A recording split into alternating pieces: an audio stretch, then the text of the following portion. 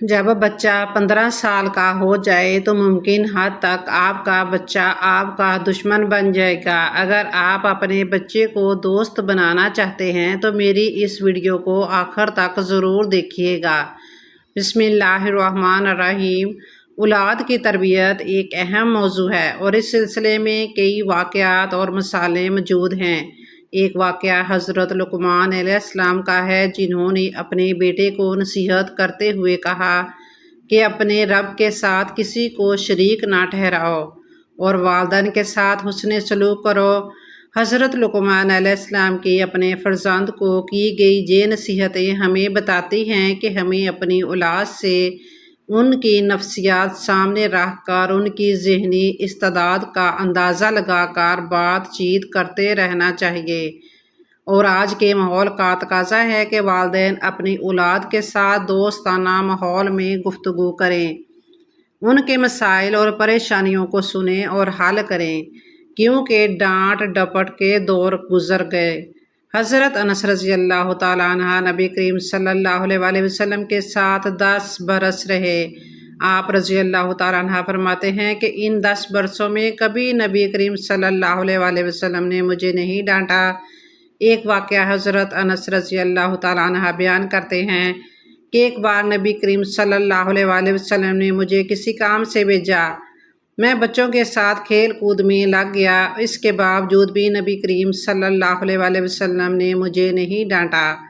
فرمان نبوی صلی اللہ علیہ وسلم کا مفہوم ہے، اپنی اولاد کے ساتھ نرمی برتو اور ان کی بہتر تربیت کرو۔ اس حدیث سے بھی معلوم ہوتا ہے کہ نبی کریم صلی اللہ علیہ وسلم نے اپنی امت کو اولاد کی بہتر تربیت کا حکم ارشاد فرمایا ہے، اور اولاد کی تربیت اگر شعائر اسلام اور طرز نبوی صلی اللہ علیہ وسلم پر کی گئی تو انشاءاللہ اولاد کی دنیا و آخرت میں بھی سنواری ہوگی، اور اولاد مطیع و فرما بردار اور خدمت کرنے والی بھی ہوگی۔ والدین کی طرف سے اولاد کی صحیح تعلیم و تربیت والدین کے لیے صدقہ جاریہ اور ذخیرہ آخرت ہے۔ آپ کا بچہ 5 سال تک آپ کا کھلونا ہوتا ہے، 10 سال تک آپ کا خادم ہوتا ہے، اور 15 سال کا ہونے سے پہلے آپ اسے اپنا دوست بنا لیں، ورنہ دشمن تو وہ بن ہی جائے گا۔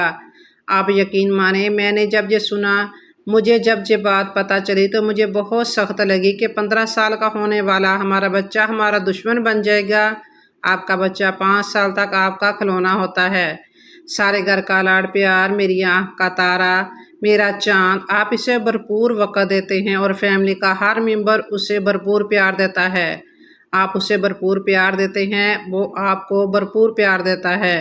ماں باپ اس کی نظر میں دنیا کے سب سے مہربان، بہادر، ذہین اور دولت مند انسان ہوتے ہیں۔ جب اسکول میں داخل ہوتا ہے تو گھر میں چھوٹا بہن بھائی آ چکا ہوتا ہے، آپ کی مصروفیت بڑھ جاتی ہے۔ پہلے بچے کو ملنے والا جو وقت ہے وہ ڈیوائیڈ ہو جاتا ہے، اسکول میں دوست بن جاتے ہیں، کچھ اساتذہ ٹیچرز رول ماڈل بن جاتے ہیں۔ آپ یعنی ماں باپ بچے کی پسندیدہ شخصیت کی فہرست میں کہیں تیسرے یا چوتھے نمبر پر چلے جاتے ہیں۔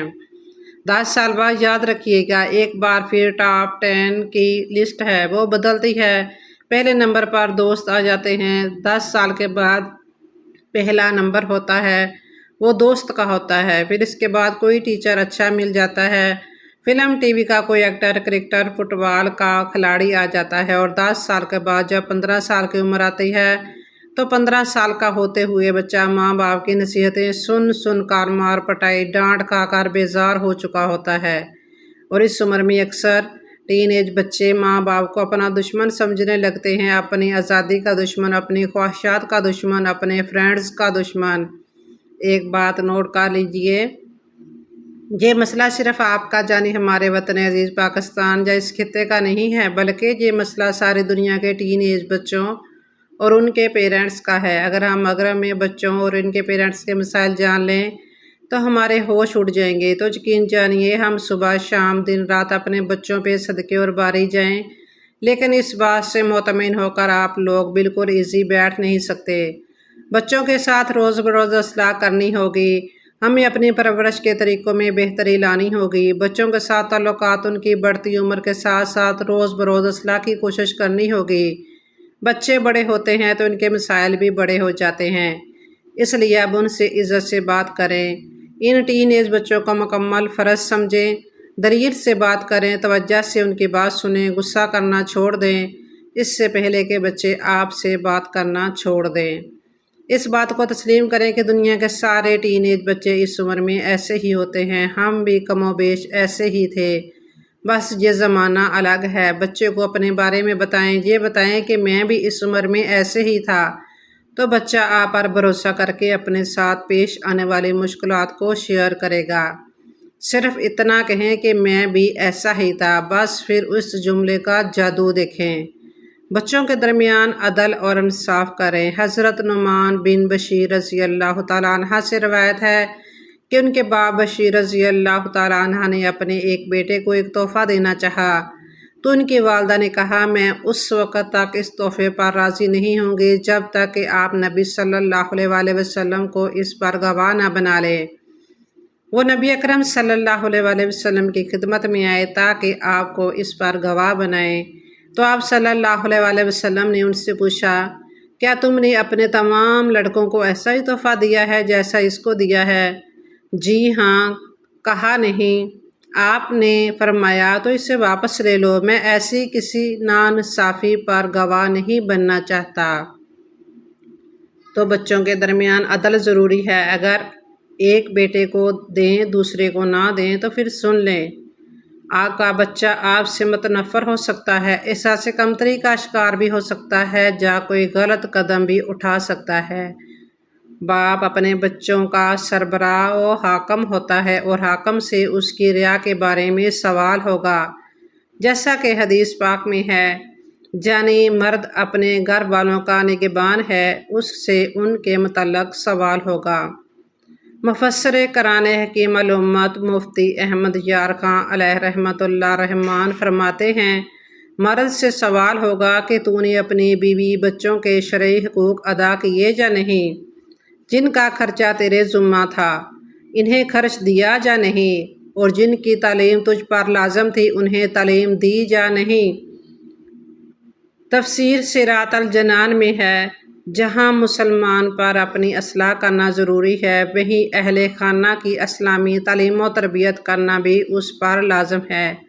لہٰذا ہر مسلمان کو چاہیے کہ وہ اپنے بیوی بچوں اور گھر میں جو افراد اس کے ماتحت ہیں ان سب کو اسلامی احکامات کی تعلیم دے یا دلوائے، یوں ہی اسلامی تعلیمات کے سائے میں ان کی تربیت کرے تاکہ یہ بھی جہنم کی آگ سے محفوظ رہیں۔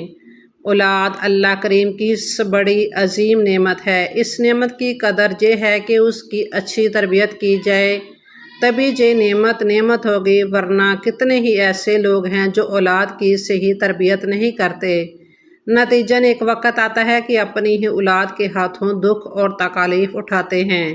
یاد رکھیے، بچے کی پرورش میں باپ کا کردار انتہائی اہم ہے۔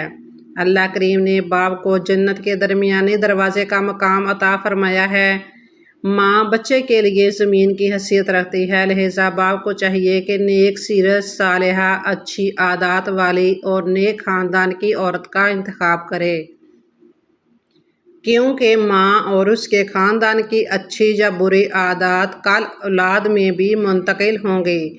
رسول کریم رؤوف رحیم صلی اللہ علیہ وآلہ وسلم نے ارشاد فرمایا، عورتوں سے ان کے حسن کی وجہ سے نکاح نہ کرو اور نہ ہی ان کے مال کی وجہ سے نکاح کرو، کہیں ایسا نہ ہو کہ ان کا حسن اور مال انہیں سرکشی اور نافرمانی میں مبتلا کر دے، بلکہ ان کی دینداری کی وجہ سے ان کے ساتھ نکاح کرو، کیونکہ چپٹی ناک اور سیاہ رنگ والی کنیز دیندار ہو تو بہتر ہے۔ اگر باپ شفیق اور تعاون کرنے والا ہو تو بچہ بھی مثبت اثر لے گا۔ جن بچوں کو باپ سے شفقت، محبت اور تحفظ کا احساس ملتا ہے تو وہ بچے زندگی میں کامیاب رہتے ہیں۔ باپ سے بچے کا یہ تعلق بچے کو اس بات کا احساس دلاتا ہے کہ کوئی اس پر نظر رکھتا ہے اور اس کا خیال بھی رکھتا ہے۔ اگر باپ غصے والا، بے جا پابندی لگانے والا اور رعب جمانے والا ہوگا تو بچہ بھی انہی رویوں کو اپنائے گا۔ لہٰذا ایک باپ کا مزاج ایسا ہونا چاہیے کہ جب بچہ کھل کر اپنے دل کی بات کر سکے اور بڑھتی عمر میں پیش آنے والے مسائل اور پریشانیوں کے بارے میں کھل کر اظہار خیال کر سکے۔ باپ کو چاہیے کہ بچوں کی بچپن ہی سے اچھے انداز میں تربیت کرے۔ اولاد کی نافرمانی کا سبب اکثر یہ ہوتا ہے کہ بچپن میں ان کی درست تربیت نہیں ہوتی۔ یہی وجہ ہے کہ ایک شخص نے اپنے باپ سے کہا، تم نے میرے بچپن میں مجھے ضائع کیا، اب تمہارے بڑھاپے میں تمہیں ضائع کروں گا۔ ہر بچہ فطرت اسلام پر پیدا ہوتا ہے، پھر اس کی شخصیت اندرونی اور بیرونی عوامل مثلاً والدین، تعلیم و تربیت، سازگار ماحول اور افراد معاشرہ سے مل کر تشکیل پاتی ہے۔ اسی حقیقت کو حدیث مبارکہ میں یوں بیان کیا گیا ہے۔ حضرت ابو ہریرہ رضی اللہ تعالیٰ عنہ روایت کرتے ہیں کہ حضور نبی اکرم صلی اللہ علیہ وآلہ وسلم نے فرمایا، ہر پیدا ہونے والا فطرت پر پیدا ہوتا ہے، پس اس کے والدین اسے یہودی یا نصرانی یا مجوسی بنا دیتے ہیں۔ ہر پیدا ہونے والا فطرت پر پیدا ہوتا ہے، پس اس کے والدین اسے یہودی یا مجوسی بنا دیتے ہیں۔ اولاد کی تربیت صالح ہو تو ایک نعمت ہے، ورنہ یہ ایک فتنہ اور وبال بن جاتی ہے۔ دین و شریعت میں اولاد کی تربیت کے لیے ایک فریضہ کی حیثیت رکھتی ہے، کیونکہ جس طرح والدین کے اولاد پر حقوق ہیں، اسی طرح اولاد کے والدین پر حقوق ہیں، اور جیسے اللہ تعالیٰ نے ہمیں والدین کے ساتھ نیکی کرنے کا حکم دیا ہے، ایسے ہی اس نے ہمیں اولاد کے ساتھ احسان کرنے کا بھی حکم دیا ہے۔ ان کے ساتھ احسان اور ان کی بہتر تربیت کرنا دراصل امانتیں صحیح طریقے سے ادا کرنا ہے، اور ان کو آزاد چھوڑنا اور ان کے حقوق میں کوتاہی کرنا دھوکہ اور خیانت ہے۔